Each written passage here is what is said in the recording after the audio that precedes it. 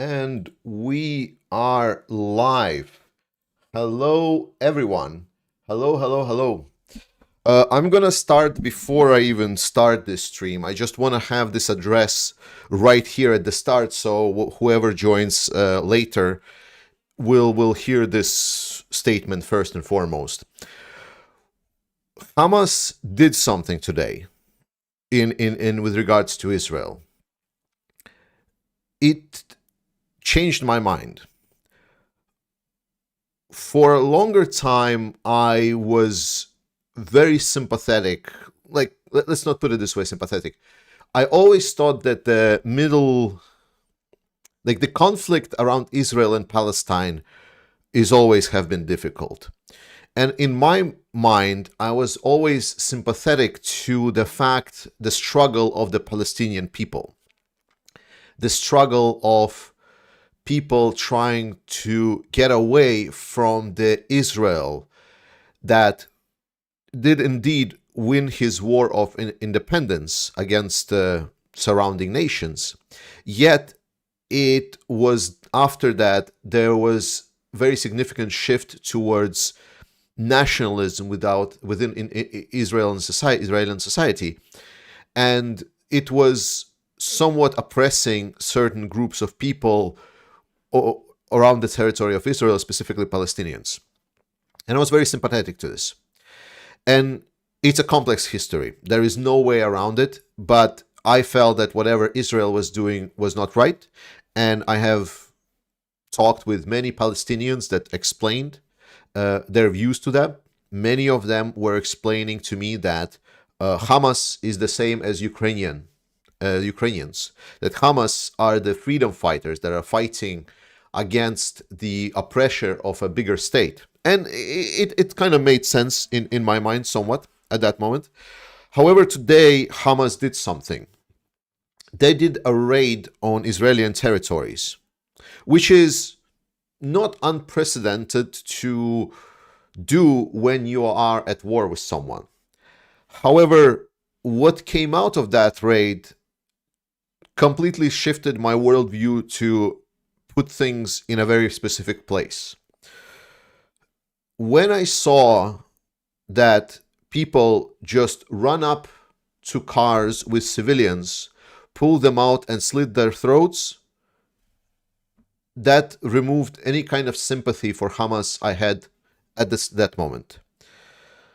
When I saw how these terrorists were then kidnapping women that came to a dance event, and then they were undressing them, and then dragging them through their cities within Gaza, and they were parading them, and people around them just cheered like this is some kind of victory. They were putting their hands up and cheering and spitting in the face of these women that we know have been German. Some of them, they had nothing to do with Israel or with Israeli military. They were just there to dance, to enjoy themselves.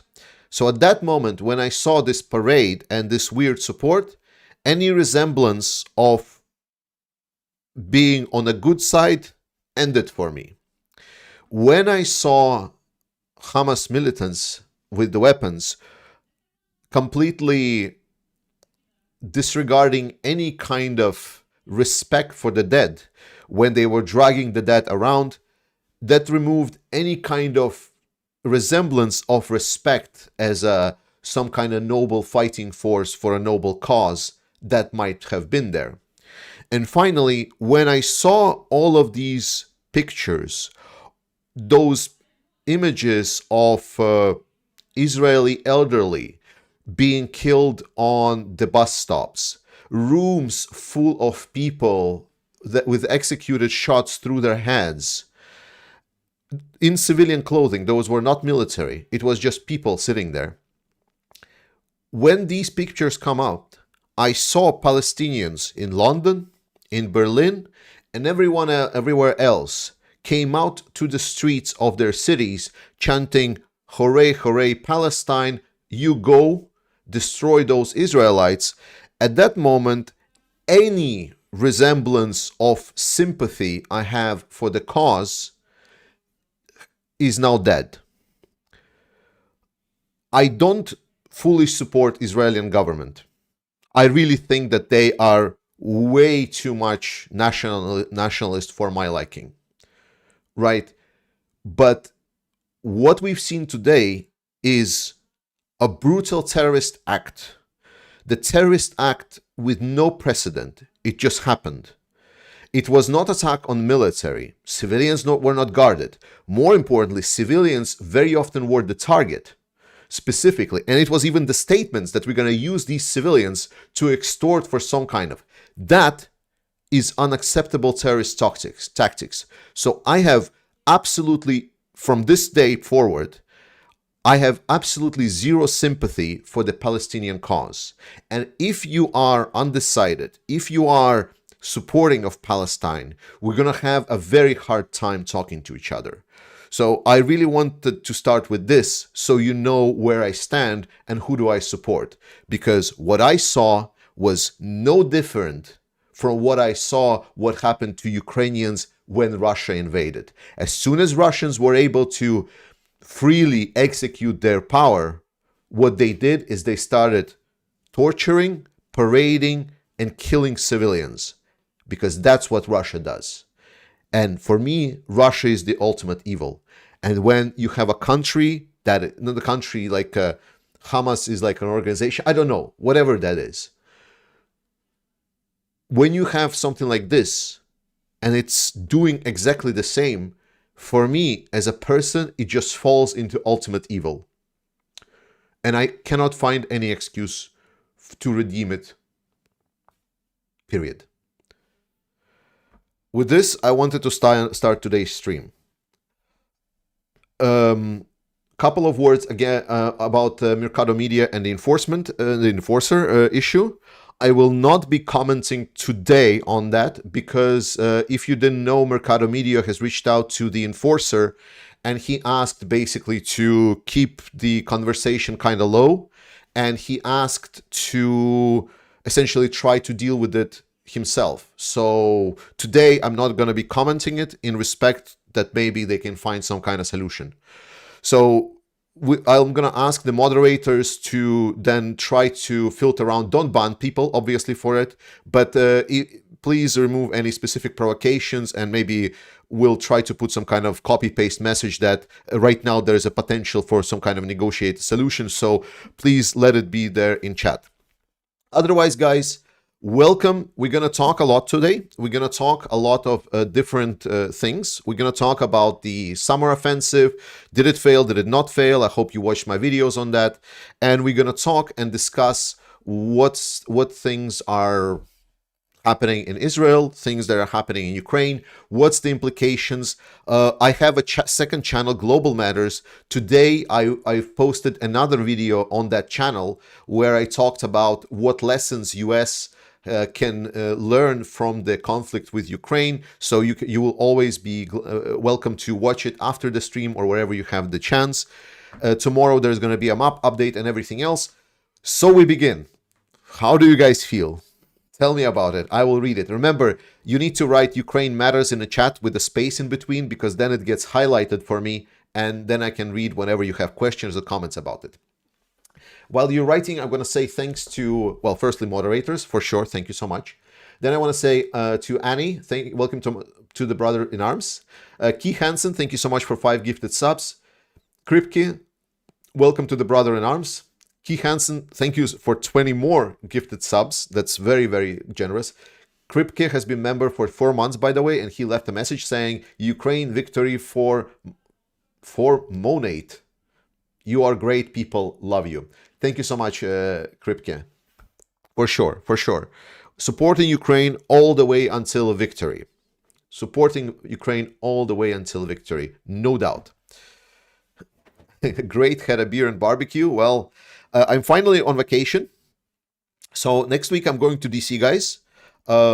I'm gonna try to pump out as much content as I can. This is gonna be my kind of focus. I will be really focusing on trying to, well, there's going to be probably some travel content for the second channel, but I'm going to also discuss the situation. Hopefully I will release a video every day. That's going to be my first priority, and obviously seeing DC. And I want to drop by Philadelphia, just because I have a stupid childhood dream that I want to see the Rocky statue. I'm sorry. Do you have a one-time membership? I don't know what a one-time membership is, but if you're looking for support, oh yeah, most important thing. If you're looking for support, I have a page on Buy Me a Coffee where you can just buy me a coffee for, I don't know, a couple of bucks. But before you put any support towards my side, we have a attached link in your chat right above in blue. We are getting the money to get another truck to the Armed Forces of Ukraine with an AFO 69 Sniffing Brigade. So as always, I ask you, before you support this channel, before you send any money to me, please consider going into the link and donating money directly to the Armed Forces of Ukraine. This is a lot more appreciated than donating money to me. YouTube is not my livelihood. I have a very good career. I am well sufficient by myself. I obviously appreciate whenever there is any money donated, but this is not the goal that this channel is running for. So if you can, first and foremost, just check out that link, and thank you for that. Yes, all right. Now I can start reading what you have wrote me. Israel's real response must be on the sponsor of terrorism, the Tehran. Right now, it's unclear, Hisham. It's a little bit unclear who is going to join. There has been circulating certain statements about who is going to join the conflict if Israel is going to engage in Gaza. Well, I mean, it's not really if. Israel is already, as we are speaking right now, is already fighting within the Gaza Strip. So their forces, oh my God, I forgot the name of the forces. Anyway, yeah, they already entered the Gaza Strip, so they are already the situation is already developing, and the counter attack from Israel is already working. Working for my printing service, where I will donate to revenue to United 24. Thanks, Mafpa. I think you wrote it to me, by the way, maybe, I hope. I think, if you remember correctly. Do you think this is possible that the fucking Russists behind the terror attacks, because it's really professional, planned, organized, and done at the moment? It's definitely planned, but as far as I'm aware, Russians don't... IDF, yes, but not just IDF. There was another name for it. Yes, it was IDF. Yes, but there was another name for it. But yeah, IDF, of course. So the best kind of the most direct supporter of Hamas is the Hezbollah, and Hezbollah is basically Iranian proxy. So it's a no, not Mossad. No, it's a direct proxy. Oh my God, it wasn't Mossad. Okay, now I have my, how do you say, like OCD triggered, because now I'm like okay, what was it then? Oh my God.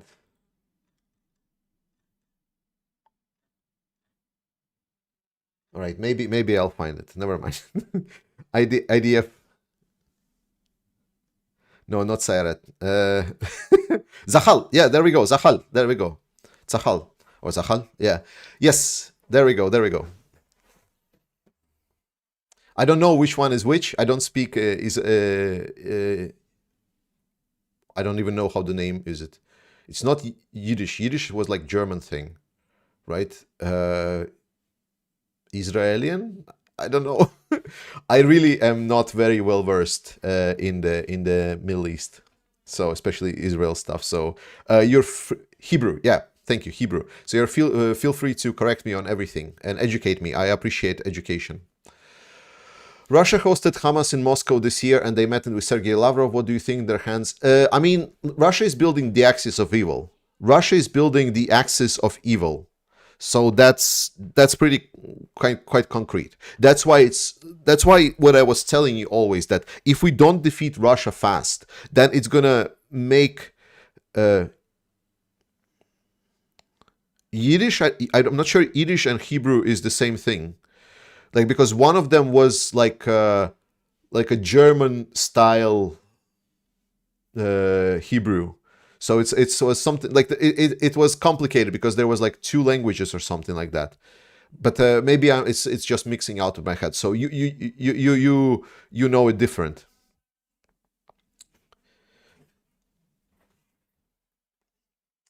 I feel quite angry about what Hamas did and about the late Russian attacks past week. For sure, yes. For sure. I hope you are some trip. Yes, it's going to be great. Even though I don't want to dismiss you, friends, I'm not sure Palestinians are all that supportive of Hamas. Have you seen the videos? Like, have you seen the videos? Not like maybe not like in Palestine where they were like dragging girls around the streets, because people there on the front lines might feel different, but like on streets of London somewhere. So I feel what you're saying, but also, ugh, that is a lot of question that Palestinian society needs to ask in itself. And so far, I heard very few voices, and I'm afraid that the situation is the same as the Russian, where there is a dominant position in the Palestinian society, and then there is like 10-15% that are, the outsiders that have little to no voice about this whole matter. And then these 10-15%, they're stating, no, you cannot like put all the Palestinians in one basket. I'm not putting all of the Palestinians, I'm putting 85% of them. So if there are Palestinians that don't support it, great. We can work with this. But my position is about what is the default position. And the default position for me is now fully and concretely stated. Whatever Hamas is doing and most of Palestinian support is a fucking atrocious. It's the evil incarnate. So my perception of that changed. What Hamas did today completely changed my perception of whatever is happening over there. I feel not good. Many things are, Tomasz, I feel not good. Many things are shattering that can be very harmful to Ukraine. Congress, varying support for Ukraine, Slovakia, trolls my country, etc. So with Congress, let me state about the Congress. So when people looked at the Congress in the voting, they saw that majority rejected McCarthy. What I saw is that there is a strong majority, bipartisan majority for support for Ukraine. And there is like a very small minority, very, very minuscule minority. I know a couple of MAGA Republicans within the Republican Party didn't vote to oust McCarthy, but it was just a couple of people. So that shows me that maybe in a whole Congress, maybe there is like 20-30 people max that are against help for Ukraine. And with this kind of huge bipartisan support, I'm feeling very confident. So to be honest, I'm not sure where the wavering is coming from. What I'm seeing is that there is a strong support for Ukraine, for sure. And I think as the world faces more challenges, I think the support will increase. Just because the realization that because we don't deal with problems fast enough, we are now having the problems escalate. Because this is exactly, well, I don't want to say I told you so, but I told you so. Yeah, it's just a small part. It's a small part. Yeah, KMJ says it the best. He says, it's a small part of a loudmouth politicians. Precisely. Is there still a statue? Wait, is there no more statue of Rocky in Philly? Please don't tell me there is no more Rocky statue in Philly. Holy shit. If there is no more Rocky statue in Philly, no. Oh my God, no. That would be like a dream shattered, like a childhood dream shattered. But I will check out stairs anyway. Excellent opening. You speak on how many of us feel respect to you. Yeah, Robert. You see, like I'm not dependent on the YouTube as a profits. Like this is still my channel where I share my opinion, and I'm pretty sure that there's gonna be like when I started this channel, like there was always the joke that every third video I offend a third of my community because I was always telling shit, and about a third of community was always offended by it, and that's kind of like continuous. It's just somehow a lot of people that more or less agree with me have built now around me. And I think it's just fair that I just continue doing what I'm doing. And because I'm not dependent on like the number of views or anything, then I'm free to say whatever I want.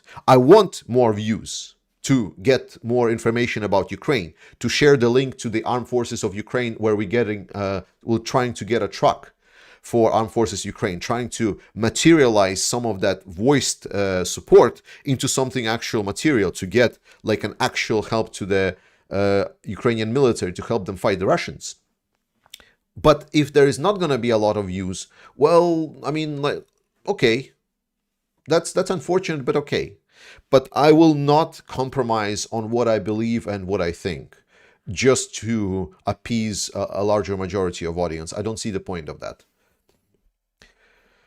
Do you think the conflict in Israel-Palestine could filter aid away from Ukraine? No, I don't believe so. No, I think it will build up in a... Listen, we still have a lot of sleepiness inside of us, Angie, that a lot of politicians still don't realize that after February 24, 2022, we live in a different world. The fact that we didn't respond strongly enough, the fact that NATO failed at deterrence and is now escalating throughout the world. Russia sees the possibility to fight power. Iran sees the possibilities to establish some kind of alliance with Russia, North Korea, share technologies, have like, because they see how West afraid is of nuclear weapons. So maybe Russia has agreed to give nuclear weapons technology to Iran. So now Iran will have nuclear technology with Russia, with ability to have jets and threaten the West. And they see this as a possibility to bully the West. So now they feel more freedom. They feel that there is no more this strong policeman that's going to come and slap you on your wrists when you fuck up. And that's the failed deterrence. That's, in my view, is what the failed deterrence is. And what we're seeing right now, I am pretty sure will be built in a united because no doubt Iran is behind what is happening right now inside of Israel, and Iran and Russia are most certainly working together on building the axis of evil. Like, there is little certainty. So it's about time for Western powers to realize that whatever world they lived in is pretty much over. Would it be too much to ask to make it about Ukraine? Hi, Rob M. I started the statement exactly at the start for it. I will talk about what I want to talk. It is about Ukraine. It is about Ukraine. Everything is about Ukraine.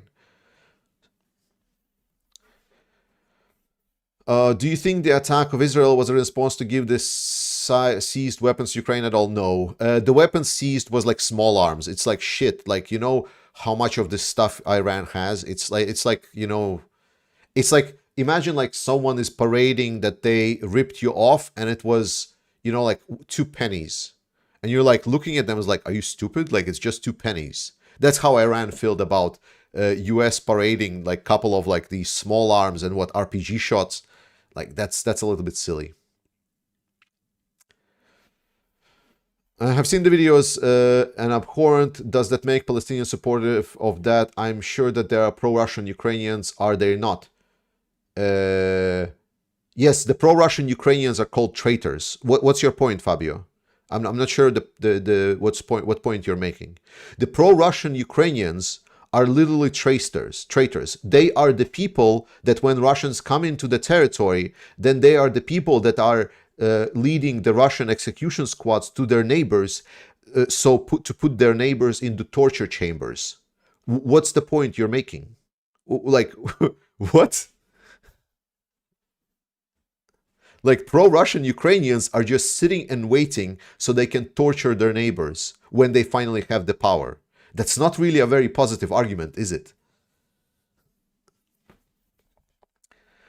Love Crypto. No surprise that Hamas is evil. The civilized world needs to eliminate the warmongering authoritarian leadership of Russia, China, and rogue Arabic states once for all.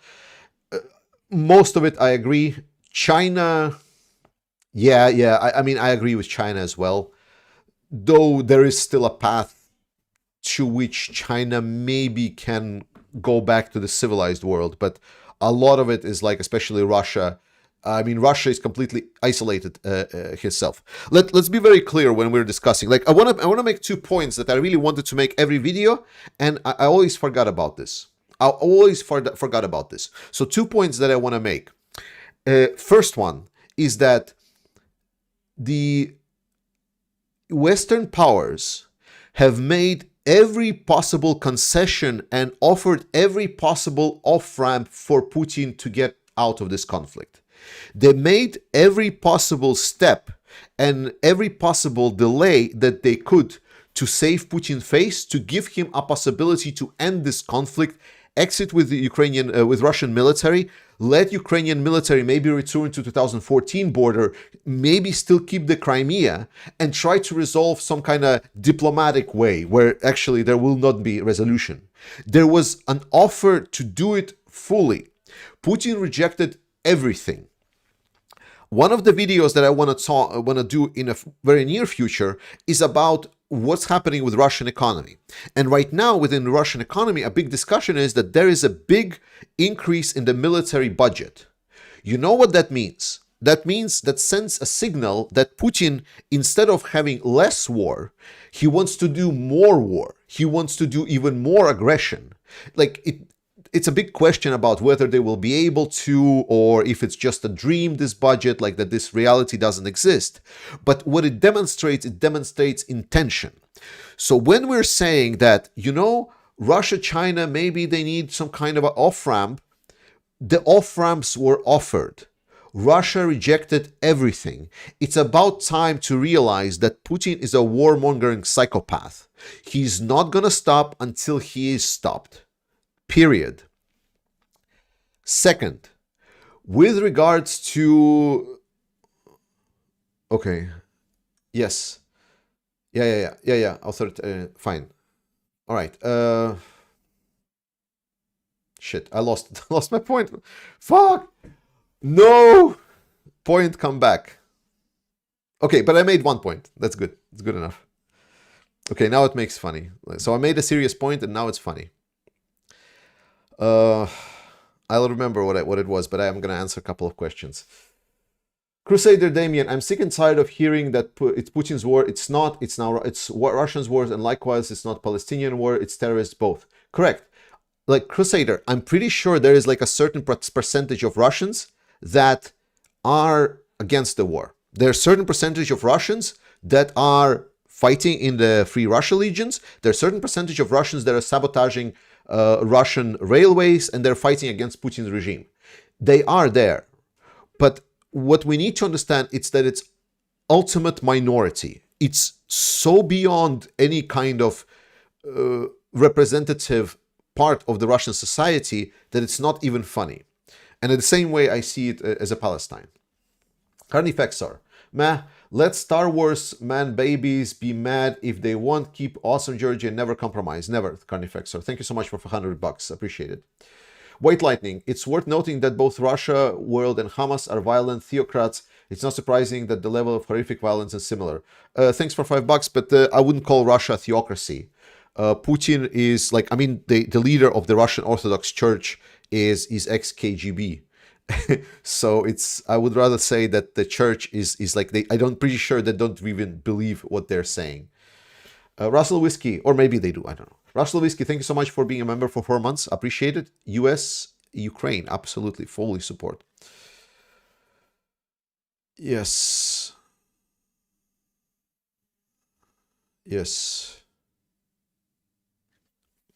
From what I understand, Hamas generally isn't supported by those in the West Bank, though a little more in Gaza. Hamas is more like Iranian proxy like Hezbollah.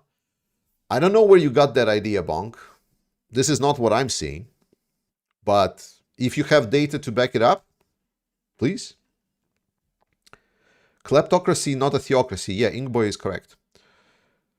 Hamas used paragliders or motogliders where they trained by Iran and Russia. Quite possible. You know, it's like, I mean, they could have trained anywhere. Like it's a thing that just happens. Iran is huge, but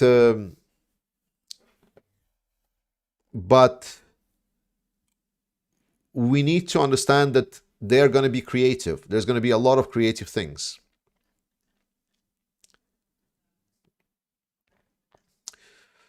Hisham, I hope that Israel will commit itself more clearly to Ukraine's side against its Iranian military aid to Russia. You agree? I'm not sure if Israel will try to put itself in the political crosshairs. I think there might be like, and I like, follow me here. I believe there is already good relationship between Israel and Ukraine.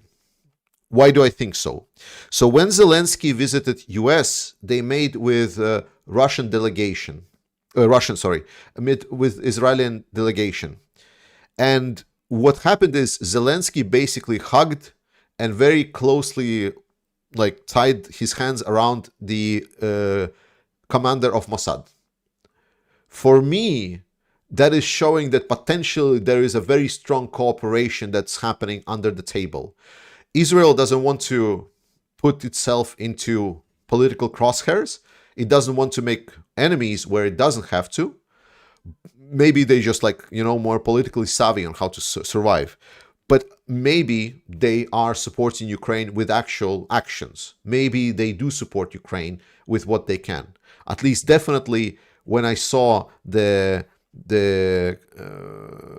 big hug between Zelensky and the director of Mossad, that was a very, very kind of clear giveaway for me that something is different. Liberty Bell is the main attraction in Philly. Well, maybe I'm going to get there as well. I'm going to go for a day. Larbear, thanks for this. Being glued to the news for 13 hours and running to shelter, need some sleep. Thanks from Jerusalem. Stay safe, brother, in Jerusalem. Stay safe. Push up girl, thank you for 65. My guess is that Netanyahu ignored his intelligence services, go along with wannabe dictator. Maybe, I don't know the details and I don't know what to say though. So your guess is as good as mine. Tomasz, wow, you think that American politics will finally do the right thing with accelerating help to Ukraine? Biden, okay, wish your words come true. Not American politics. I'm mostly like, I'm a European, so firstly I'm thinking about European politics. I think this is a good question to ask to Jake. Maybe Jake has a take on this. What showed me when I watched the Republican debate is I don't know fully how US politics works. I can only kind of extract certain data from certain actions, like for example, the vote against McCarthy, where Ukraine was like a primary breaking point, like a point of the interest. And it just showed that there is a lot of support for Ukraine, bipartisan support. You should make a stop in Jack. You should make a stop in Gettysburg, Pennsylvania. I hope PA is Pennsylvania. On your way from DC to Philly. Maybe if I can get there by train, then I could probably make a stop. But I'm gonna be traveling by train. You got it right regarding our dumb Congress. Support for Ukraine is a big majority. Yeah, you see? There we go. Mexican Ivan. Oh my God. Except for the other two channels, I think all of Ukraine supporters helps Ukraine more by focusing on Russian attacks, possibilities, and Russian abilities. Maybe, yeah, maybe. Be careful in Philly, especially around the Liberty Bell. Not the best neighborhood. Again, push-up girl, don't worry about it. I'm from Eastern Ukraine. A little bit of mugging is not going to scare me. I mean, what's the worst thing? I can get stabbed, maybe shot. Can I get shot? I've never got shot. Random Dad, opinion, Internet Research Agencies is legal military target. Yes, it is. It is. Dr. Canada, I have deep regrets to say my country's House of Representatives invited a Ukrainian vet to be the guest of honor. The vet was a Nazi. I'm so embarrassed. We burn Nazis, not praise them, I swear. So, Dr. Canada, I want to address this. With regards to the ex-SS guy, the situation is not as clear as it seems on the surface. To be absolutely clear, I think that there was no place on inviting that guy to the parliament, and even less there was any kind of place or time or anything, to be honest, at all, to give him any kind of applause.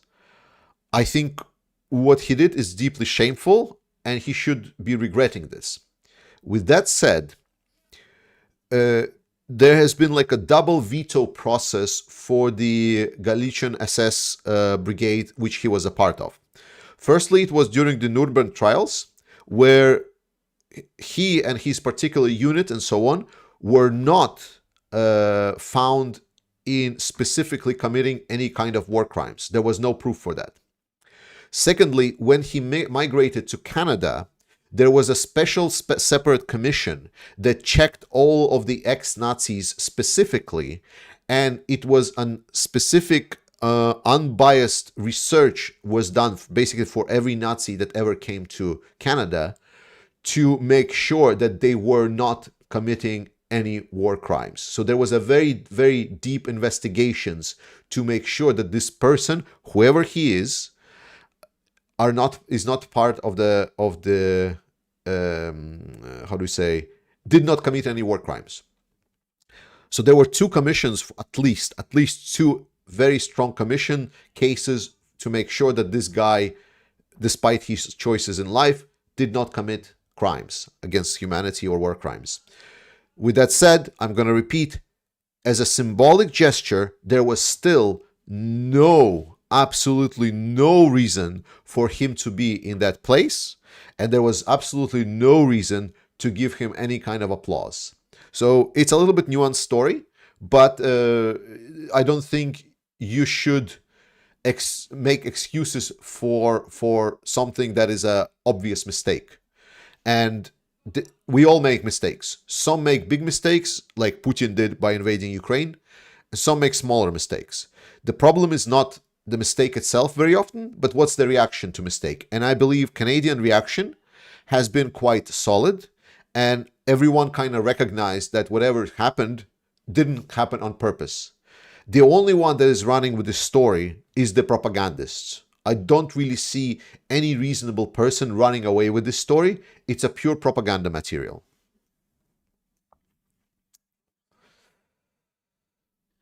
Yes. Have you read Operation Paperclip? No. I'm not very big on history, especially military history. Rocky statue is at Philadelphia Museum of Art adjacent to the Rocky Steps. Yes! So it's there still.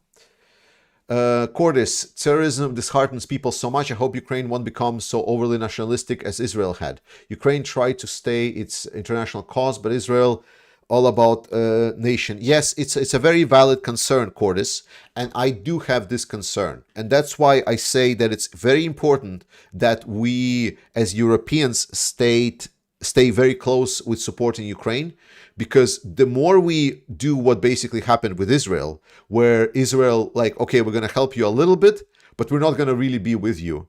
And instead we, like, for example, inviting Ukraine to European Union and so on, then we will have the ability to influence Ukrainian society, Ukrainian politics. If we're just going to leave Ukraine saying, it's like, oh, you just deal with Russia, maybe we're just going to send you some weapons sometime, then Ukraine will become very defensive and nationalistic. That's just going to create resentment. That's why I'm all for working closely with integration processes and support for Ukraine and stuff like that. Please record your experiences while using public transport in USA and compare it to what you have in Denmark, Ingboy. Yes, sure. I mean, it's going to be on video, so I will do like these blogs and so on. Do you think NATO, Jeff, do you think NATO will ever grow a pair of balls and stand up to evil and do what's right?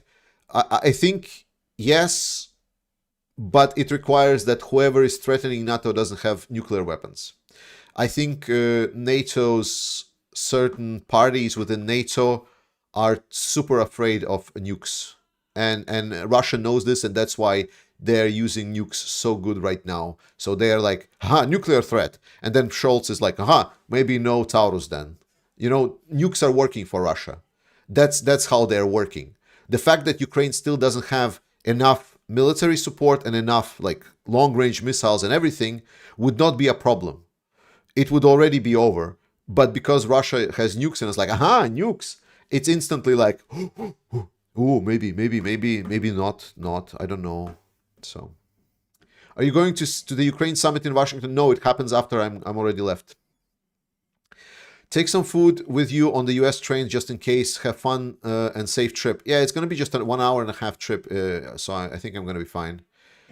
For clarifying the incident caused by the Speaker of a Parliament, RW politicians' Kremlin narratives are out of control there. Yeah, it's a complete propaganda grant, so I don't worry about this. So, does Mossad go blind? It's 1973 all over again, Rodrigo. Thank you so much for repeating that message 3 times. I read it. Thank you. Again, I'm not going to be covering Enforcer and Mercado Media case because Mercado Media has reached out to Enforcer and he asked basically for not really radio silence, but like to give some kind of window of opportunity to maybe resolve this conflict. So today I will not be addressing it. It's only for today. All right. Man, I still haven't remembered what I was trying to make as my second point.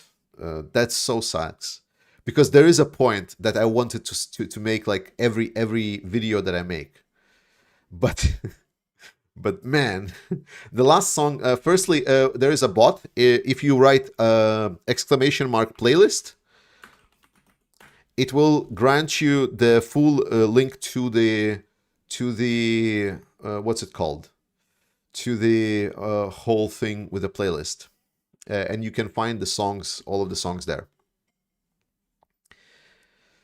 Yes, remember, if you're writing a comment or something that I need to react to, please write at Ukraine Matters or just Ukraine Ukraine space matters, and then it highlights for me, and then I can read it. Do you have any military experience? Absolutely not. Not a military, never was a military, never was a military analyst, never was a historian. I'm just a guy on YouTube talking shit on the internet, yelling at my camera. So, no. What do you think about the hybrid warfare refugees? Africa, Armed Forces of Ukraine fighting in Sudan versus Wagner, now Israel. I think there would be an actual problem if Russians would be smarter and try to push them to any other country's border. Like, for example, I don't know, Germany or I don't know, maybe Sweden or something like this. The fact that they're trying to push them into Poland or Lithuania is the stupidest thing ever, just because it's so dumb. It's so dumb. Like, those are not the countries that will be having any kind of questions about what to do with the illegal immigrants. Alu, America is a nation of free people. The people are free. You are free to do as you please as long as you harm no one. So we put more people in prison than any country in the world. Yeah. Well, I mean, thank you for that statement. Boy, maybe there is some news about Ukraine, maybe about Zaporizhia region. Yes, I'm going to get to that. Is there any still hope for major crossing of the Dnieper by the Armed Forces of Ukraine before winter, Hisham? Potentially. Right now, there is no indications for that. Right now, there is no indications for that. And that's why I'm a little bit skeptical. Richie, Slovakia, a small country of 5.5 million. Should we be concerned that they re-elected pro-Putin guy? Yes.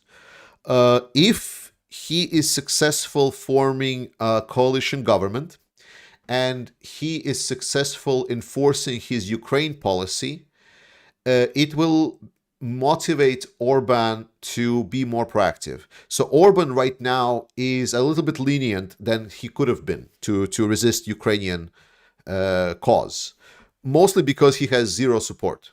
Because despite what other countries like, Austria not supporting Ukraine at all, there are still certain political approvals on the European level that they are approving anyways.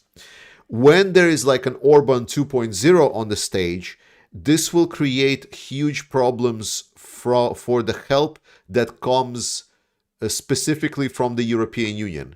It's not super huge amounts of help, but the problem is that it's mostly humanitarian help. So it's the help that goes to support refugees. It helps that goes to support regular Ukrainians, not Ukrainian militaries. Direct weapons support to Ukrainian armed forces goes from the individual countries mostly, whereas the support for the refugees and civilians mostly goes from the EU. That's why the losers of this will be, unfortunately, Ukrainian civilians. So in that sense, there will be potentially a reason for bigger support to the non-military causes. Stephen, hi, just joined. What do you think besides nuclear use, what it takes for China and India to cut Russia off? I mean, India and China are basically worrying about China and India for the most part. So I don't really think that they're big supporters of Russia. PY, I'm hearing others talking about Ukraine landing on the shores of Crimea. This seems absurd. Why is this rumor persisting? Well, I mean, Ukraine did landings in Crimea.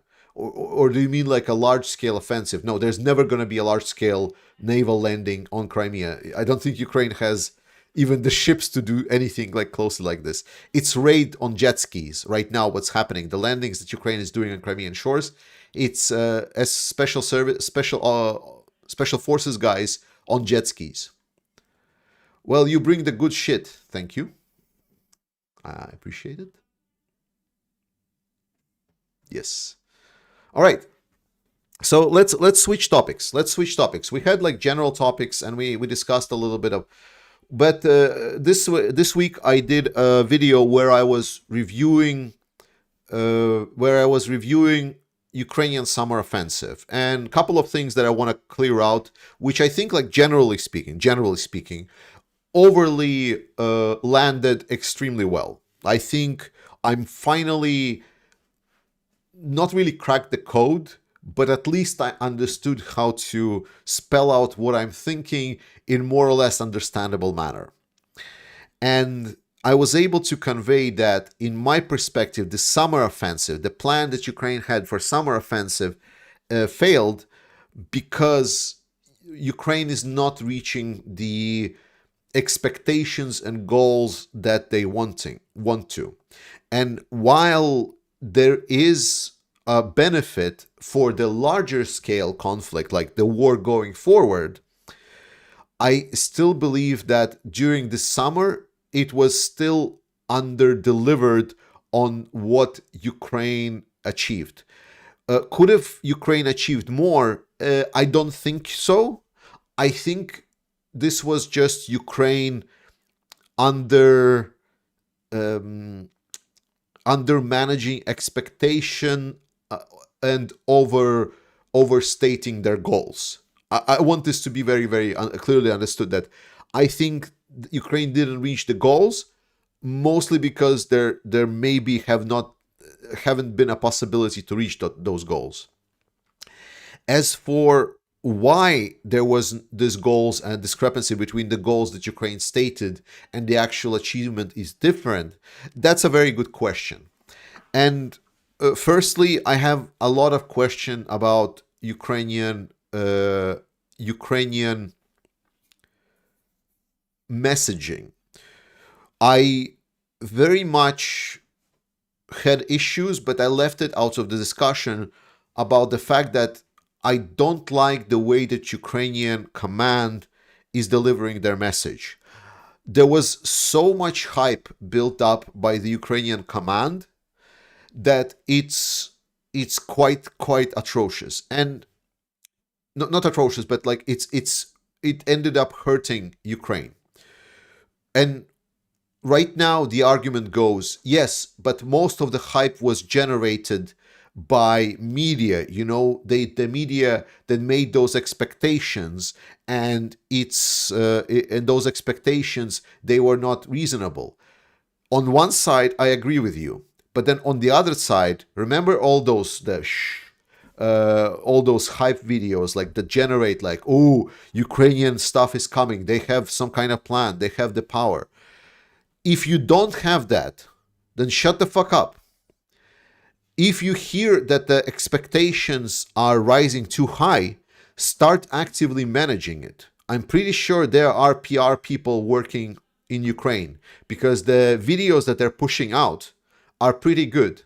Don't think that the hype was necessary to get weapons supplied, because weapons supplied were already approved. Remember the leaked papers? They showed the weapons delivery schedule right on there. So when those weapon deliveries did not reach that specific outline, Ukraine needed to go full expectation management mode. When they started delaying the offensive start month and so ahead, they needed to start doing the expectation management mode. When I hear some analysts saying that, well, people like Ukrainians just weren't sure that there were so much mines and so much minefields there. Well, my question is, what the fuck did intelligence do then? Because minefields turned out to be the biggest problem. Was intelligence not aware of that? In any case, what I'm telling is that there has been errors made by Ukraine, its communication, and that, I think, is the biggest problem why we feel that this offensive failed, and why I think it's still a net negative for Ukraine, because, as I said, we in democracies, we are very dependent on the perceived perspective on Ukraine.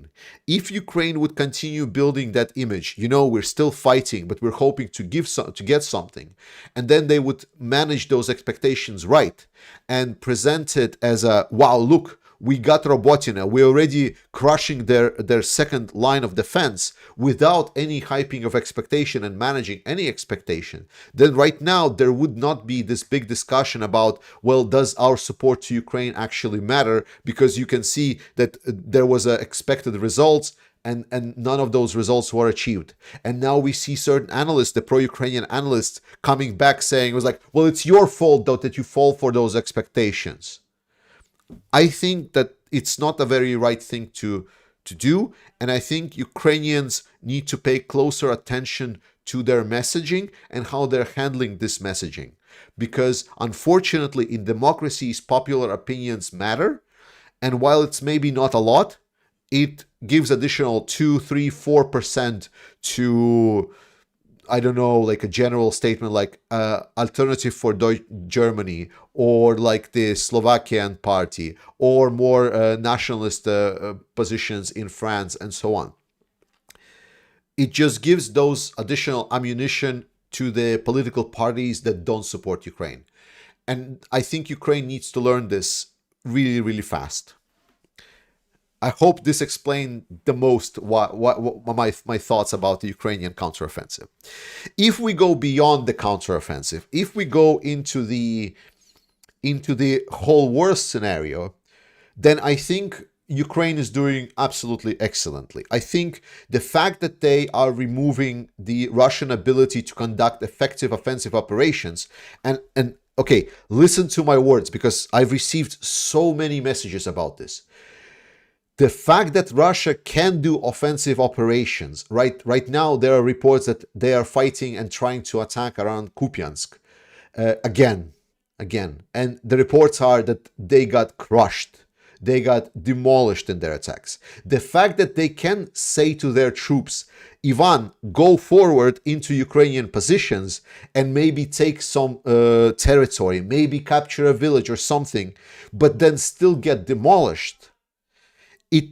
That does not mean that what they are doing is an effective offensive operation. When I'm stating that Russia cannot do effective offensive operation, that means that Russia eventually will not be successful. Eventually, whatever they gain, if they even gain territory, is going to be either at atrocious cost, like they did at Bakhmut, or it's going to not be a gain of territory at all, and it's just going to be a lot of very dead Ivans.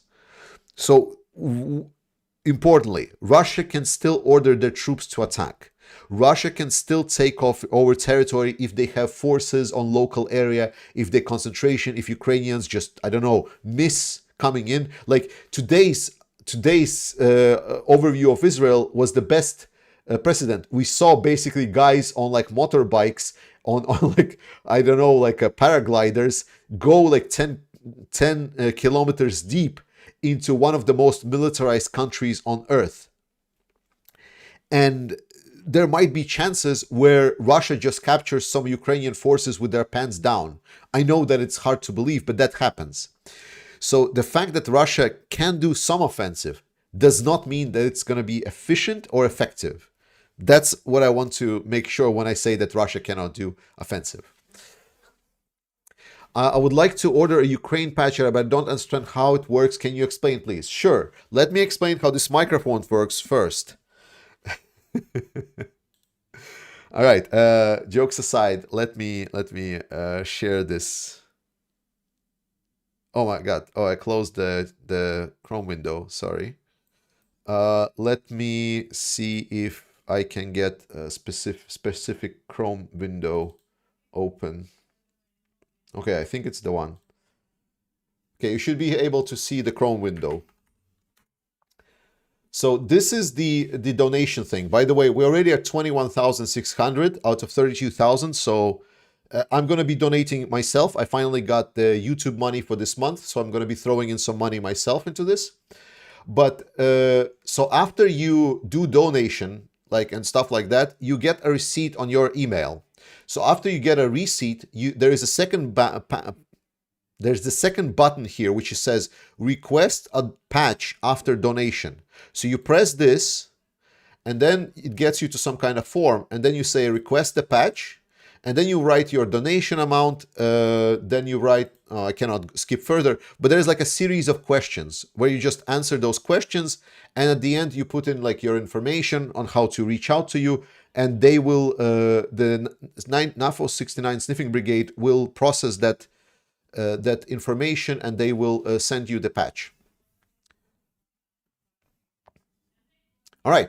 So yes, Ukrainian offensive. What do you guys think? What are you worried about? Please tell me. Let's talk about the Ukrainian summer offensive. Again, I'm on vacation now, so potentially I will be able to stay up for a little bit longer today than usually, so we can have more things covered. So whenever we devolve into discussions about assholes, maybe it's going to happen sooner, and we're going to discuss even more.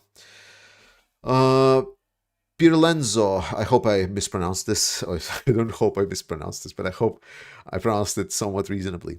One person did cool down expectations before the beginning of Ukrainian counteroffensive in June, U.S. General Milley. He was a strong criticized in the media. Yes, and his message needed to be amplified. So it's very good that we recognize that there were some people at least trying to do that. And I'm really happy to see that we might get more attention to those people.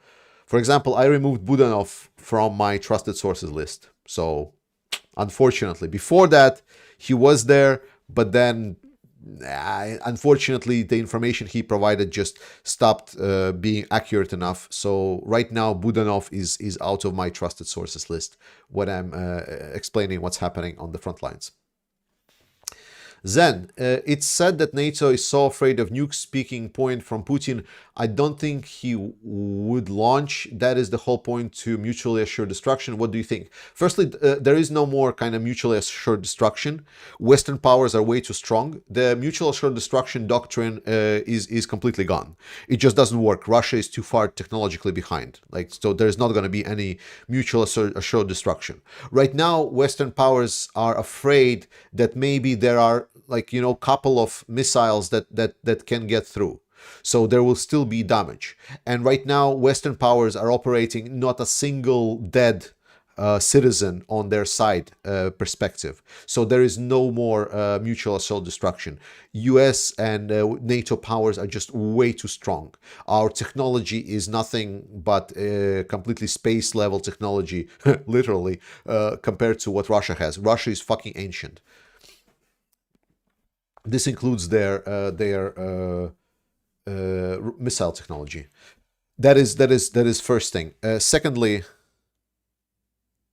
yes, Putin, using nuclear missiles does not solve problem for Putin. There is very little, if any, problems on Ukrainian battlefield that Ukraine is challenging Russia with, that nuclear missiles would solve, nuclear strike would solve. It's none. What nuclear strike would do is cause even more problems for Russia. So using nuclear for Russia is providing more problems than solutions. But what nuclear is doing right now is doing what nuclear is really doing is the preventative measure. It's preventing more help being delivered to Ukraine. So nukes are already working. So, Yeah. So mutually assured destruction has been like dropped long ago. Like it's not even funny. Like US knows every single pretty I'm pretty sure they know every single carrier and station of every single Russian missile. Like we've heard about Russia getting this offensive done and invading Ukraine before it was even announced. We knew this. It was like literally US came out first and says Russia gonna invade, and then Russia comes out, we're gonna invade. I was like, wow. I think there is a U.S. spy like inside of Putin's asshole by this point. Shit, no, no, too early for assholes. No, bad, Georgie. Hudu, appreciate Ukraine Matters candor on the stream. For sure, man. Absolutely.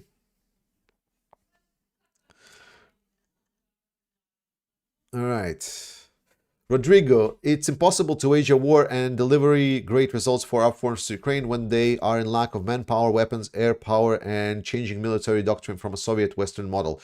Rodrigo, absolutely valid points. Don't get me wrong. The fact that there was a lot of problems for Ukraine is not taking away from their results that they're achieved. Fair enough.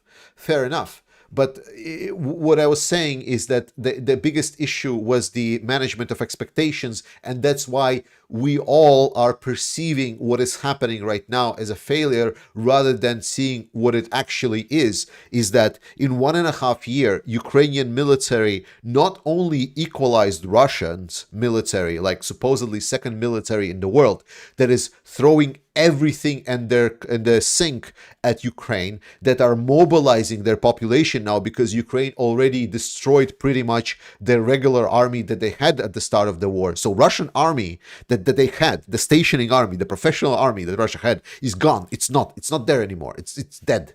It's like majority of it is just like gone. It's non-existent. So not only Ukraine achieved that capital achievement, it also was able to bring down Russian artillery, which is like their main attacking force, like the only way that Russia knows how to fight the war, because their infantry is so stupid. So the only way that they could kind of allow that infantry to be effective is to use unprecedented artillery concentration and basically level down any kind of land before them, and then that semi-professional, let's put it this way, infantry would just go into the ruins of whatever settlements there were and take over those ruins, claiming major victories. That now is gone because Ukraine has been decimating Russian artillery, which is a long-term investment to solving the Russian problem of their warfare doctrine. So once Russia has no artillery, there is no way of them conducting this burned out land doctrine. And that's it. Like that means that Russia cannot attack. It's not an offensive army anymore. And after that, it's just give it enough time and then Ukraine will just take the rest of the Russian military apart. It's completely losing position. It's Zugzwang. Russia is in Zugzwang. It's making moves. It's moving around the board. If you know chess. So in chess, Zugzwang is a state of positions in chess where every single next move that you do is making your position worse. So Russia can still do moves. It can still shuffle around, but everything that it's doing right now by just staying in Ukraine, it's just getting it worse and worse and worse. And at some point, it's going to run out of spaces to get on that board. And that's going to be it. It can still, kind of, somewhat surrender and acknowledge that there is a defeat without the humiliation part and destruction of their military completely. But it doesn't seem that Putin is really willing to do. What he's trying to do is maybe loop around and try to find maybe some kind of miracle, maybe hoping, praying that there is going to be a mistake made on Ukrainian side that he can exploit.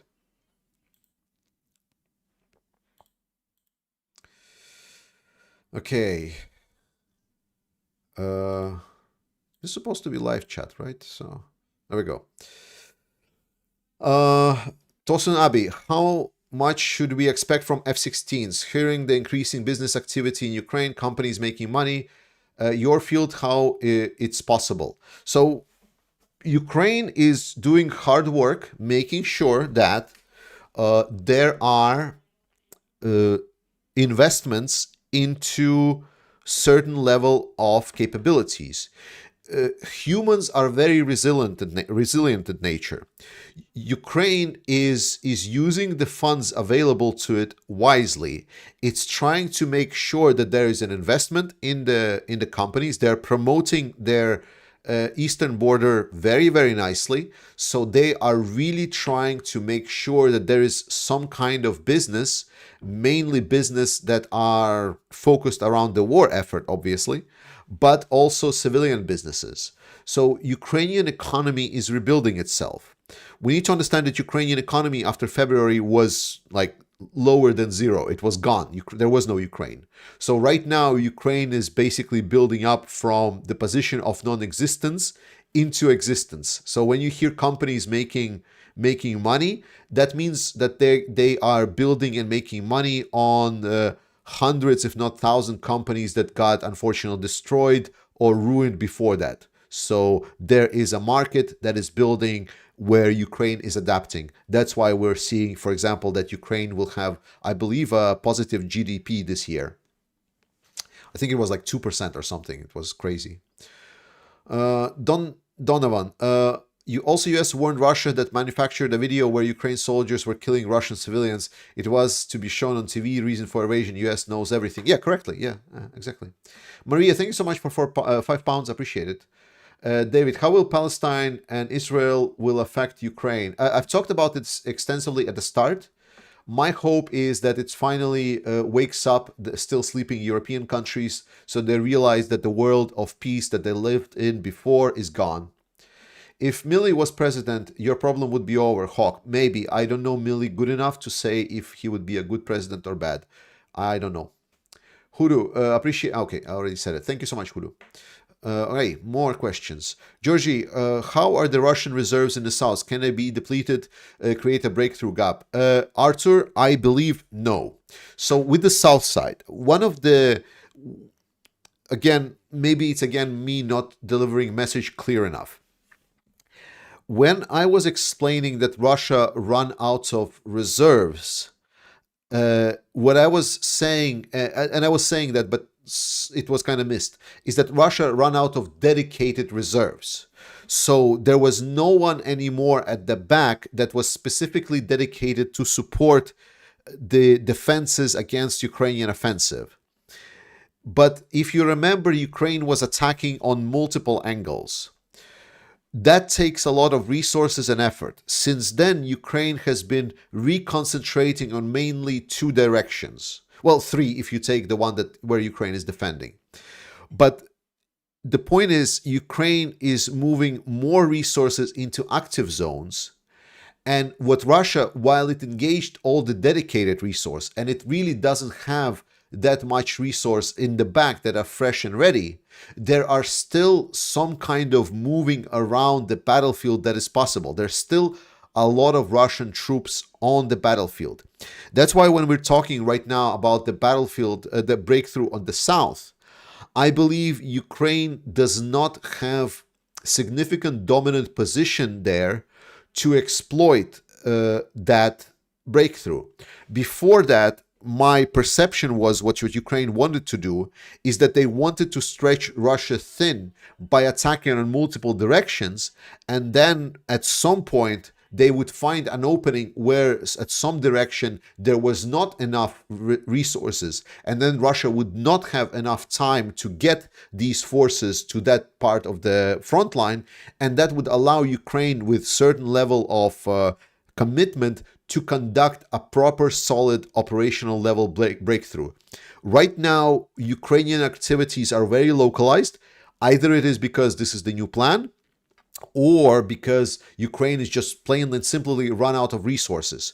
But the point is, Russia knows where those things are happening, and they have still enough possibility to get stuff that is already while engaged on some other parts of the battlefield, but they can still try to shuffle it around based on where Ukraine is active or non-active. That's why, for example, we're seeing that Ukraine is having some success around Marinka, which is right next to Donbass. That's why we're seeing Ukraine having some success around other parts of the battlefield, because Russia is shuffling around their engaged troops. Maybe they're giving away some land, but they are fully committed to prevent their breakthrough at the south, because Russia understands that losing Tokmak is pretty much losing the south, and it also means that pretty much losing the whole southern grouping and losing Crimea. Russians, while stupid in general in how they're conducting their war, they understand the immediate threat and maybe like a next step threat that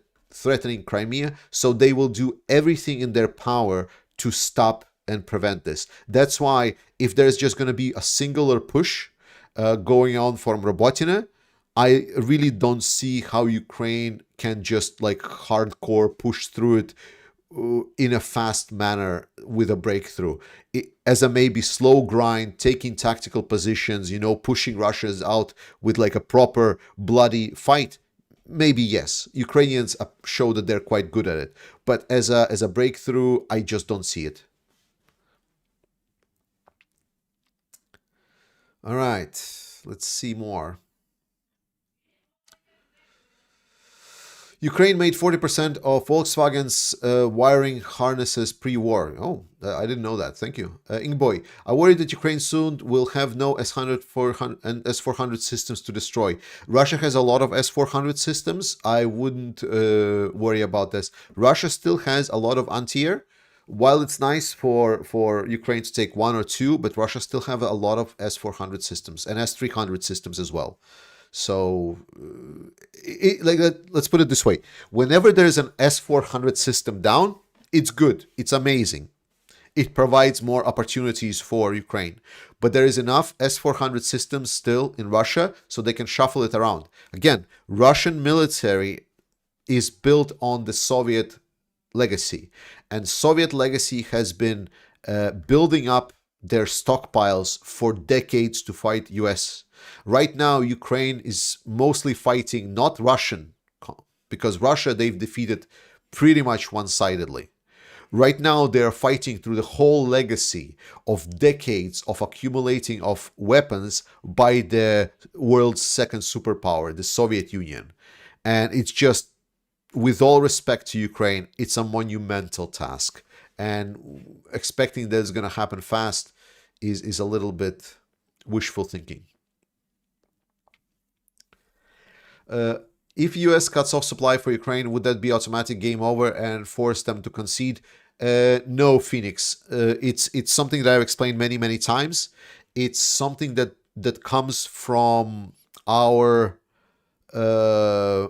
Western, not supremacy, but like Western. I don't have a good word for it. Like basically, we think that we're the most important thing. It's a fallacy that we conduct. We think that we give Ukraine weapons, therefore Ukraine fights, which is completely misreading the situation. Because the current situation as it is that Ukrainians have decided to fight, so they fight with what they have, and we're just reinforcing and supplying them with extra tools. Would Ukraine win on their own without Western support? It's a good question. It will be a lot of challenge for Ukraine. Though there would still be powers that would support Ukraine, like Poland, Baltics, maybe there would be options. But what we need to understand is that the decision to fight and fuck up Russians, it goes beyond whether or not we support them or not. That's why sometimes Ukrainians come around as arrogant and cocky. It's because they made the full commitment and decisions to fight Russians until the bitter end. So whenever we saying that if there is a weapon supply stop to Ukraine, then Ukraine will stop fighting is fallacious. We're just missing the perspective here. Sam K, towards the coffee. Thank you so much for £2. Appreciate it.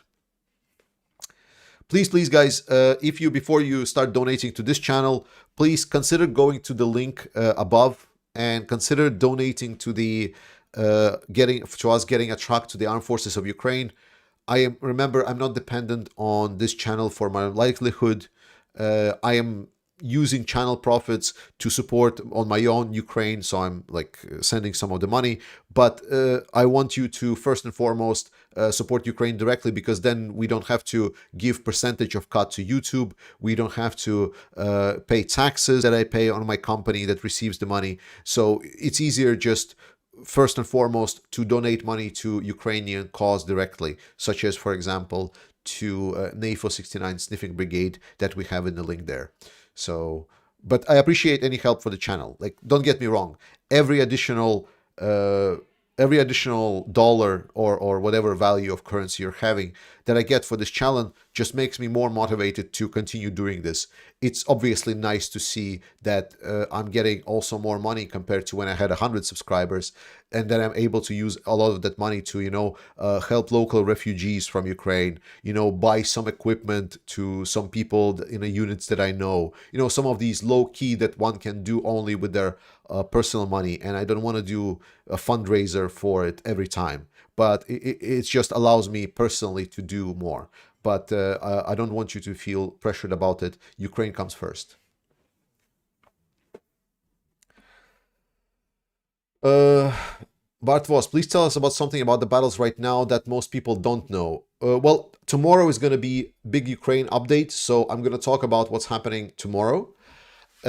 Something that most people don't know. Well, Russia got fucked at the north. They've tried doing an offensive again, and they've really, really messed up. Last time they tried doing like a major push, it was like a month and a half ago. They used like 30 tanks at one time, and then they got like majority of these tanks destroyed, like super burned out. And people's like, oh my god, you're just claiming 30 tanks, but where is that proof? Like, no videos. And then a month later, there was like a video that came out with like a massive Russia column of Russian tanks just being burnt down in that direction, where I specifically said, well, oops, I guess the proofs kind of came out late. So it's trusted sources that are reporting that Russia got really badly fucked up in the north. They're really not having a good time. So there is that.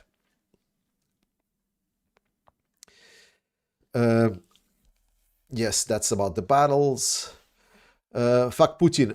Gee, I live in Philadelphia. Happy to show you around. Feel free to reach out. We'll see. I mean, like, I will have just a day, and I don't know how we'll get there. I mean, I will stay public, right? So I will be there on video, talking to you guys every day. So just keep following the channel next week, and we'll catch up. I will be in your time zone, right? Mostly. So, will Gal Gadot be called up to defend Israel? She might. Alan, no joke, she might. Because in Israel, as far as I'm aware, they have like a full not responsibility, but there is like a full mobilization commitment. And if person has been in military, male or female, he can be called in from reserve to get into the military. So it's quite possible. I would not deny it. I know some people from Israel, and they have talked that yes, indeed, that if there is a mobilization call, that they might definitely go. Will she go in there with her Wonder Woman outfit? That I don't know. David Trace, the West needs to realize Ukraine will win eventually. Winter in Kherson, the river will freeze over, and something might happen with white tracks. Thanks, Slava Ukraini. David, I think you're a little bit still having this. How would I say? You're missing the scale. It's very hard to convey the scale in words. But if you would see Dnipro, just how freaking huge that river is. It's massive. It's incredibly wide. It's super freaking wide. So when you say like the river will freeze over, I'm looking and trying to remember Dnipro, and it's very hard for me to just even tell you the scale, just how huge that river is, and wide, I mean. So can it freeze over? Maybe, but it really needs to be like really pushed for it. And since we had like last couple of winters extremely warm, I'm not sure how I feel about that. Hello, you are the best. Thank you. I'm Georgie. Yes. Western centric. Yes, I am. Quentin, thank you. Uh, Pier Lorenzo, NATO countries are scared about 6,000 plus nukes of Russia, but not because Russia could use them against NATO, but because Russia may disintegrate and lose control on them. So, yes, and potentially no, because I can see how this can be a yes, but on the other hand, we have a precedent of the Soviet Union, where the Soviet Union had like all of the fucking nukes ever, and yet it has fallen apart and nothing happened. So, yeah. I heard other YouTubers that follow the war say that Russia has about 30 S-400 systems. Yes, but they're building new ones.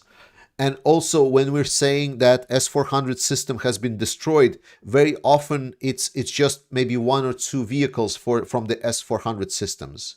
So, for example, one of the most famous strikes on the Crimean Peninsula, I believe, destroyed, because S-400 system. Like, let me just Google it for you.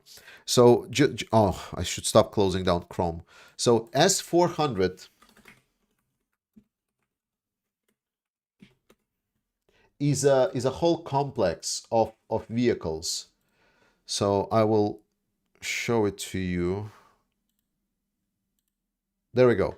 So you see it's one vehicle, 2, 3, 4, 5, 6 with a tower. So S-400, like the complex, is a whole bunch of vehicles. So, and you can see it even says like there can be up to 12 launchers, launch systems that are launching missiles in one complex. So it might not be like 6, it might be like up to, what is it, like 17, 18, like 19 systems? I don't know. Yeah, no, wait. Yeah, 12, 13, 14, 15, 16, 17. Yes. So it's a lot of vehicles. So when people says that S-400 system has been destroyed, very often they refer to one piece of this equipment has been destroyed, but probably most often it's the launchers. And launchers are the cheapest and one of the most common. It's basically refurbished S-300s. What is the most expensive things is like the radar and maybe some of the support vehicles, the towers. And those things are struck a lot less frequently. So while maybe it is like 30 systems that are still Russia is operating, but it's not all of them that have been struck. So it's important to recognize that.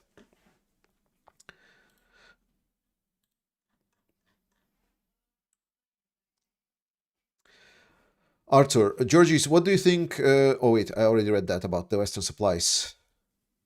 G, the Rocky statue is still there. Thanks. Appreciate it. It's good to know. Mafpa. What is happening with Ukraine Dnipro crossing close to Kherson, Antonivsky, Aleshki? It was huge news when they crossed months ago. Russia has reinforced that direction, and Ukraine has moved their special forces to attack Crimea.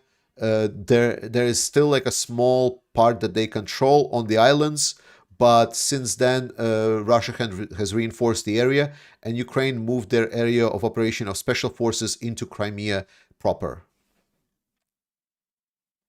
What weapons will truly be the game changer for Ukraine? Airplanes have the chance to be total game changer. But we need to understand not just the presence of planes, they need planes in quantities. And when I'm saying in quantity, I'm saying like 200. Like 200 more planes would be a huge game changer for Ukraine. Why? Mostly because then Ukraine would be able to apply more elements of the NATO doctrine, and it would be able to apply more stockpiles from that NATO doctrine, like air-based missile systems. It would significantly increase Ukrainian capabilities to not just match Russian capabilities, what Ukraine is having now, not just give decisive advantage against the Russians on the battlefield, reducing any kind of possibilities to stop any kind of Ukrainian pushes, but potentially even giving overwhelming capabilities for Ukraine to not only push Russia to out of the borders of Ukraine, but establish a demilitarized zone around Ukrainian border to essentially defeat and reduce to zero any kind of threat that Russia can pose to Ukraine. Maris, hi, from very rainy Latvia. Do you have info about weather in Ukraine? Will winter in the south be cold enough to conduct offensive? So right now, the weather I've seen there might be storm coming, so wind and rain, basically. Generally, the south of Ukraine is warmer in the winter than the north. Plus, the last couple of winters were extremely warm. It helped on one side. It helped because the Western powers that were dependent on Russian gas didn't have to suffer, so Ukraine got their political bonuses. But it prevented Ukraine to do any kind of winter offensive, and it might prevent doing any kind of winter offensive maybe until February, because usually even in the warmest winters, February in Ukraine is quite cold. That's when the ground solidifies quite significantly.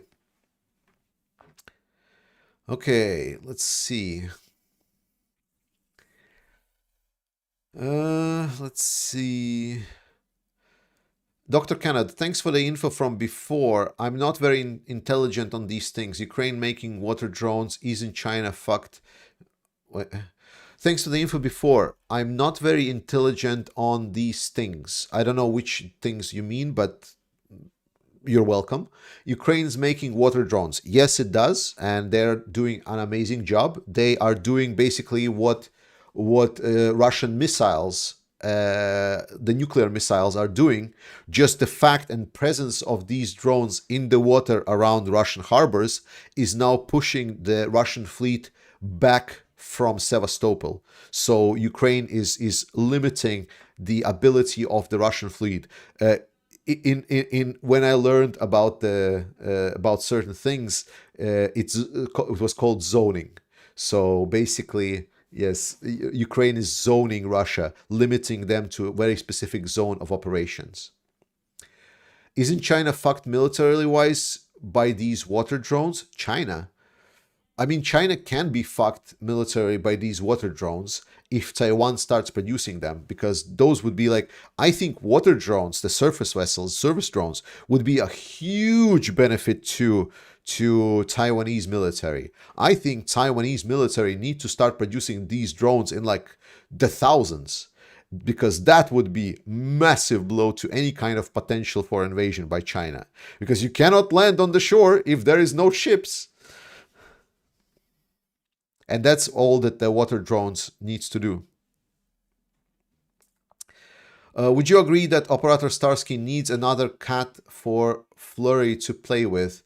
Keep Fluffy occupied. Sorry, when you said cat, I thought it was like there's a cat tourniquet.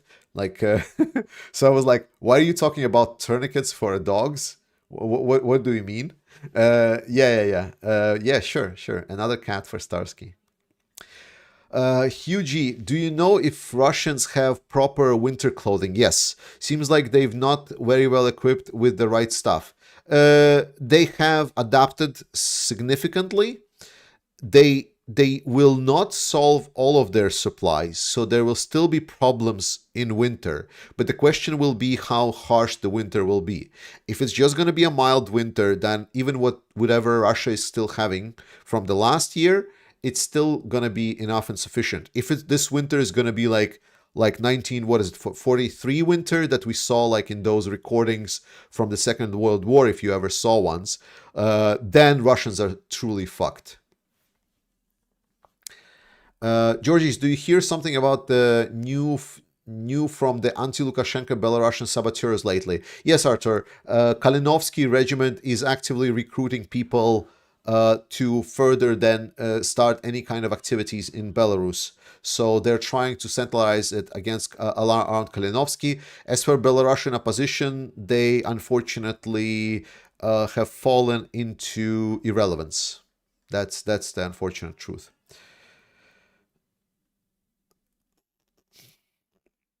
Yes. Beyond, wouldn't subsurface drones be even larger threat to China? Yes, yes, on one side, but they're still in development. Right now, we only know and can work with what we know, which is that there are effective surface drones that Ukraine is using, and Ukraine is now testing some subsurface drones. But right now, we don't know about any kind of developments, and Ukraine is now basically a front runner in the world on drone technology. I guess we can agree on this. I hope we can agree on this. So if Ukraine doesn't have it, most probably other countries don't have it as well. Okay. Are you proud in Latvia and other countries for effectively banning vehicles with Russian number plates? Yes, I just hope that we would ban anyone that spouts Russian propaganda from Latvia as well. So that's the unfortunate. So very good that we banned it. The less comfortable Russians feel in Europe, the better.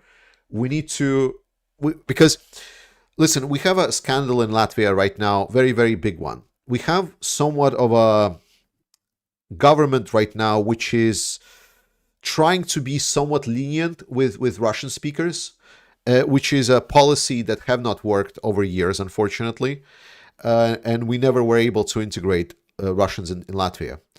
I'm more of a I'm taking the harsher stance here because I feel that there should be no comfort for Russians in Europe. What we need to realize is that in a lot of pro-Russian spaces, in a lot of pro-Russian segments, we did the analysis on local medias, what local Russian-speaking medias have been reporting about the war in Ukraine in Russian.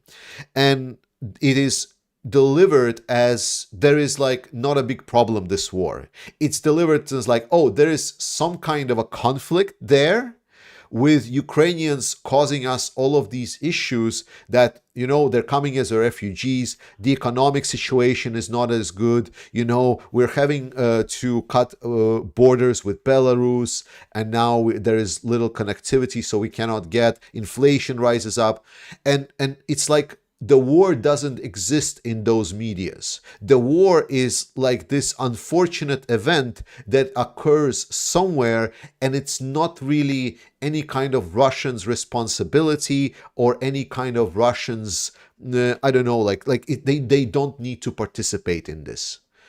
So that's the big kind of discussion that we're having right now. And because we're having a more lenient government, there is not a definitive action that needs to be taken. The problem is not the media itself. Latvia is a very liberal country. So if someone wants to have their own private media in Russian and that media spouts nonsense, Elon Musk, something like that, then no problemo. The problem is that the media we're talking about is paid by the taxpayers. It is a media that is paid literally by the state. From the taxes from the state, they are paying for media to be produced in Russian that spouts, if not complete Russian propaganda, then denies the consequences and efforts and consequences and reasons of war. And that is a very, very shitty position to be in. So when you're saying, is it good Latvia banned the cars? Yes, but it's not enough.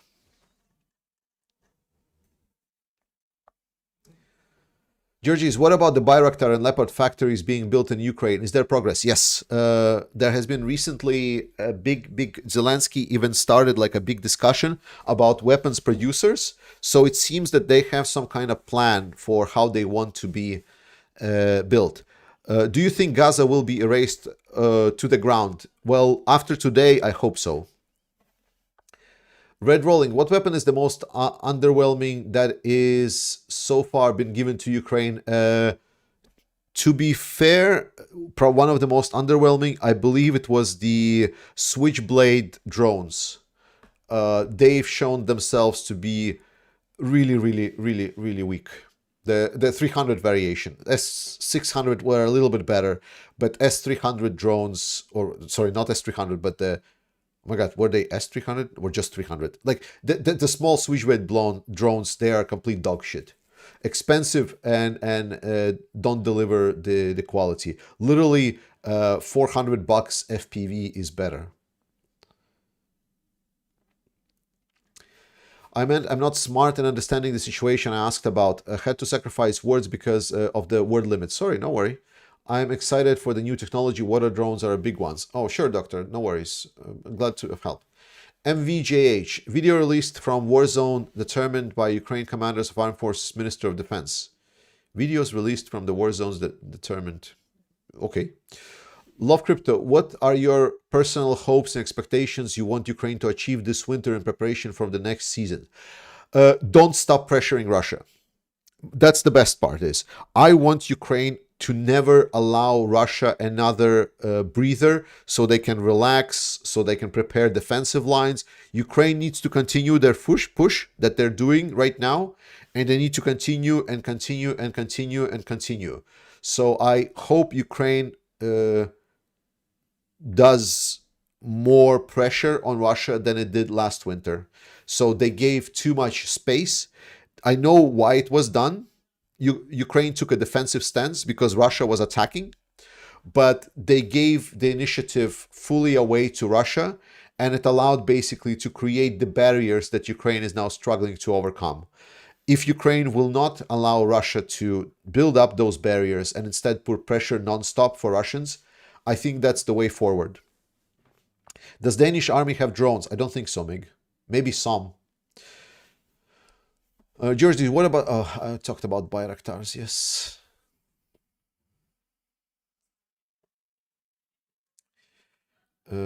Point taking, planes will be the feed supply. Yes, good chat, for sure. Mary T, do you have any information on North Korean supply weapons to Russia? I'm concerning, among other things, this might enhance the artillery capabilities of Russia. Mary T, the easy answer is not enough. Russia needs stupendous amounts of artillery shells. Stupendous amounts, like millions of that. So far, the only kind of big numbers that I've heard were from complete pro-Russian shells. And they were floating numbers of like 20 million, 15 million shells, which is like what Russia and the Soviet Union stockpile had at the start of the war. It's unrealistic to expect that North Korea has that. More importantly, that North Korea will share that. I don't believe so, because North Korea, from more trusted sources, I don't have the precise numbers, but more I've heard that it's going to be like maybe 300,000-400,000 of shells. Again, very unverified numbers. But even if we say it's like a couple of millions of shells, would increase Russian capabilities for a couple of months. That's it. After that, it will be gone. Russia is planning to increase their shell output to 2 million per month. Some analysts have speculated that potentially these 2 millions include the production from North Korea. That indeed that they might use the production from North Korea of shells. So potentially we will see Russia increase their output of shells to maybe 2 to 2.5 million with North Korean effort. The problem is that North Korea is a country where they still use wooden-driven trucks to drive in a city center to deliver wares. That is the state of the country. It is so far backward with technology that I'm not really completely sure that the way that they're assembling shells is firstly provides any kind of quality. If the quality of shells is lower than whatever Russia is producing and having, it's going to be a huge strain on the Russian systems. So even if they produce, for example, that additional 1 million of shells, the lower quality of these shells from what was produced in the Soviet Union, and they did have a high quality of shells for the Soviet Unions for the time, we are pretty sure that it's going to require more shells to try to hit anything if they will fire at all. So I look at it as it's an increase in the Russian capabilities, fair enough. But Russian decrease of their artillery capabilities is so rapid, so incredibly fast, that maybe they will be able to equalize it or get a little bit of a bump up for a short while. And after that, it's just going to go the same way. The trend of degradation of Russian artillery is just so severe, so incredibly devastating. And Ukraine is specifically targeting that artillery so precisely that I'm not really sure that Russia has the capability of stopping it. With or without the North Korean help. So you're saying North Korea aren't making... So you're saying North Korea aren't making GPS shells? Yes. Yes, Bjorn. I am stating that there are no GPS-guided shells in North Korea. There are, let's say, like Kim Jong-un guided shells. Kim-guided shells. That's a good joke. I'll appreciate it. Fuck Putin. You can get to Gettysburg by train from DC. The Liberty Bell area is perfectly safe. The other viewers must be from the suburbs. They're all scared of their in Philly, lol. Yeah, fuck Putin. I think so as well. Like, listen, I grew up in the 90s in the Soviet Unions, in the city center, not in the best neighborhoods, right? I come from very, very poor background, like literally level of, like, we were going around trying to get some kind of food in a trash can level. Basically, that's my heritage. Like, not heritage, but like ancestry. No, basically that's where I come from. So in that sense, even if I get mugged, like, you know, I get my phone taken, you know, maybe I get like a smack to the face, maybe a stab by knife, it's not nice. Like, there is a chance that this will end bad for my health, or I will die or something. But that will not stop me to try to look around and see around Philly and so on. And a lot of times I see people in the West overreacting. Like, for example, like in Denmark, we have like ghetto areas that are called ghetto areas. They're not, it's not like the World War II ghettos. It's just a name. Don't put too much attention. So we have like ghettos where supposedly like crime rate is high and it's so dangerous and so on. One of the most beautiful areas in the city, really fucking beautiful, really amazing, because they're putting a lot of effort and money to rebuild those areas, and they're amazing. So I kind of got used to people overreacting about this, but the point is, it's going to be fine.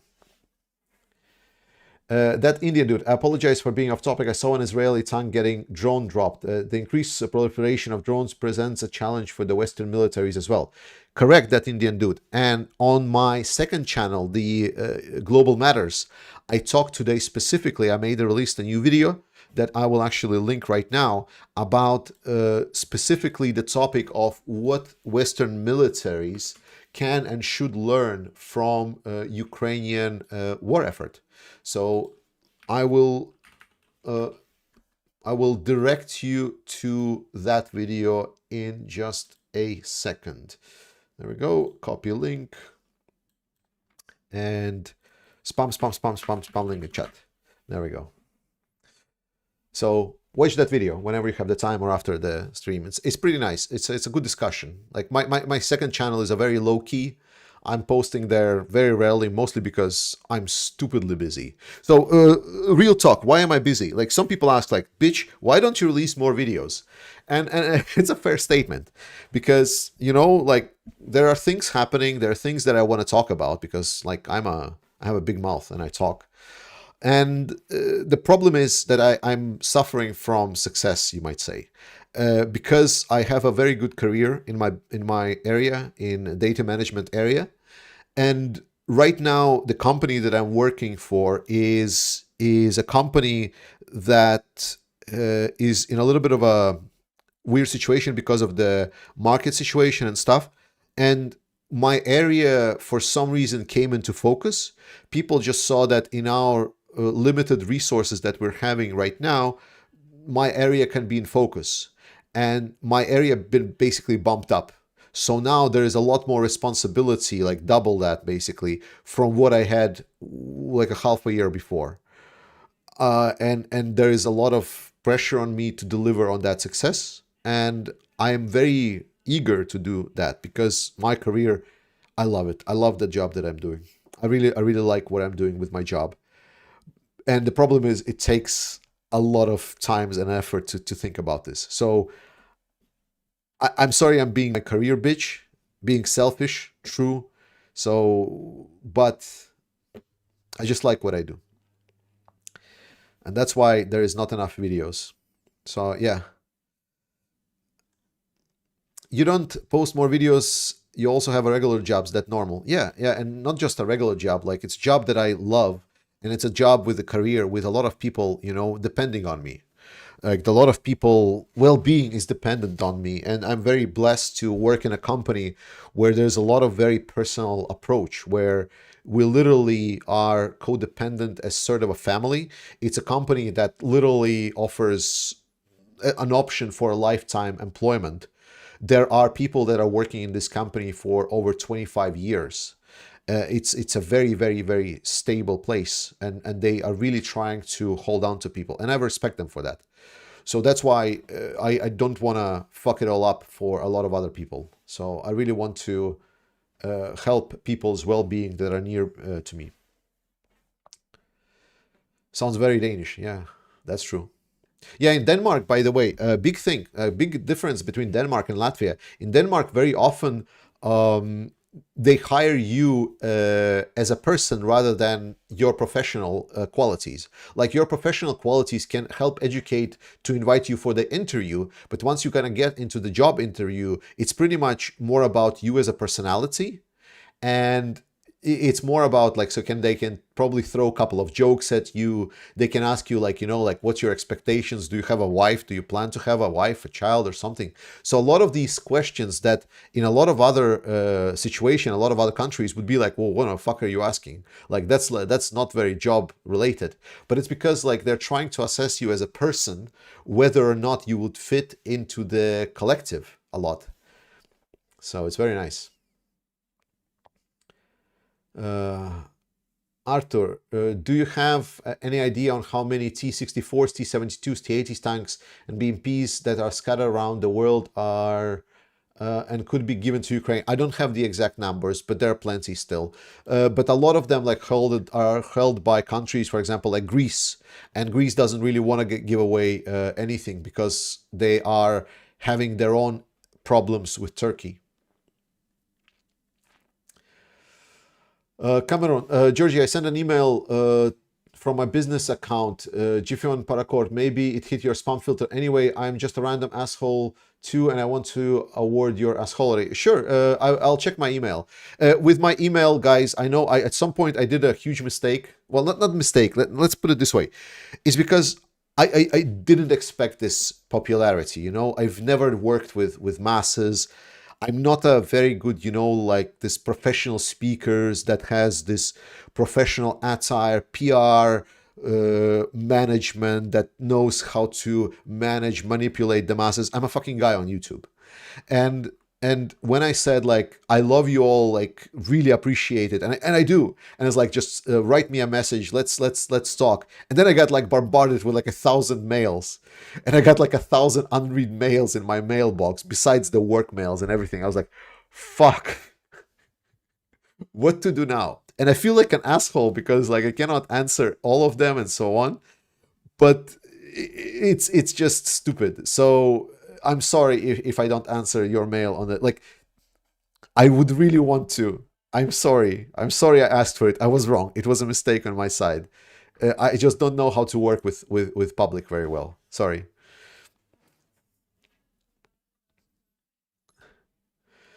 Robert H., choosing for the people you love and care about, the most important, not online ones. I have the biggest respect for you for having that sense. Thanks. Appreciate it. Red Rolling, Georgie, when compared to Western units, what disadvantages does Ukrainian troops have in tactical level? So very different, how do I put it? Very different scenarios of operations, right? Western units are built to fight in a Western style. Ukrainian units are built to fight in Ukrainian style. I think, again, I made a video where I talk about what's the advantages and what Western units can learn. I think one of the biggest advantage that is underappreciated is mass. What this war has taught us is that you need to have mass.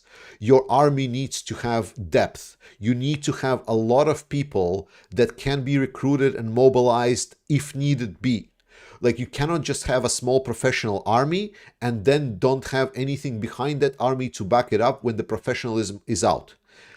So when we're saying, for example, that US is going to challenge China, and if it's going to be a prolonged conflict, would US, if US would fight this war on the ground, potentially they won't. Potentially it's going to be like, high precision targets. They would be firing from afar. But humor this. Like, if a small professional military in US, when it's going to be out, would it have the depth to match what China can produce in its depth, the way that they can produce the number of people that they can put out on the battlefield? And in the paper that I discussed in the video, it states that the reserves of US that they're battle ready are super low, like the lowest that they have been in like forever. So what is there to be said, and I think what Ukrainian can have on their military, is that now Ukrainian army is building up that depth of their military. They are reviewing how much people are engaged with how much. It's okay, I got hit by the commercial break, but last hit and totally get it. I'm pretty sure you can rewind a little bit if there was a advertisement. I'm sorry about that. I don't control. I found a button how to turn on advertisements during the streams, but I'm still not sold if this is something that I should do. Maybe I will do. But there's like, when I do advertisements, there's like, when you live stream, there's 3 options. There's like aggressive advertising, balanced advertising, and conservative advertising. I am right now on the conservative advertising. So if it's just too much, then I'm sorry. I'm trying to kind of keep it up, but we'll see. Like, because advertising, it doesn't take a lot. Like, it's a couple of seconds. You just click next, but it's the money that YouTube later on pays me that I can then send to Ukraine. At least that's my logic. That's how I'm thinking. You might not agree with me, and you say it's like, oh, you're a bitch just because putting advertising. Well, yes. Tits for Ukraine. Yes. Ingboy, it's almost 2 a.m. here. Good night, guys. Have fun. Thank you so much for joining it here. Yeah, I'm gonna slowly wrap up as well. It's also like almost 1 o'clock here. So, and I see people slowly leaving as well. So that's fine. There's gonna be plenty more videos coming next week and streams. So just stay tuned, and it's gonna be pretty cool. JY Eager 2881. Thanks for $5. I honestly, Lord Commander, thanks for $5. I honestly wish that Ukraine or the US just place Stuxnet in all Russian cyber infrastructure. See how they will like their heads shoved in the dumpster. Yeah, would be nice. Yes, perfect.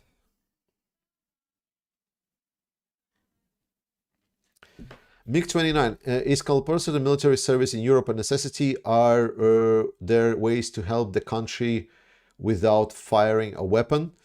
Oof, that's a very long discussion, Mig. I haven't thought about this, so I don't have like a specific thought that I can answer. I need to kind of look into myself and understand how I feel.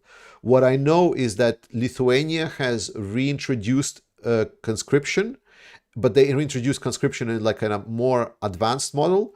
But also we can look at countries like Finland, where there is, I believe, mandatory service.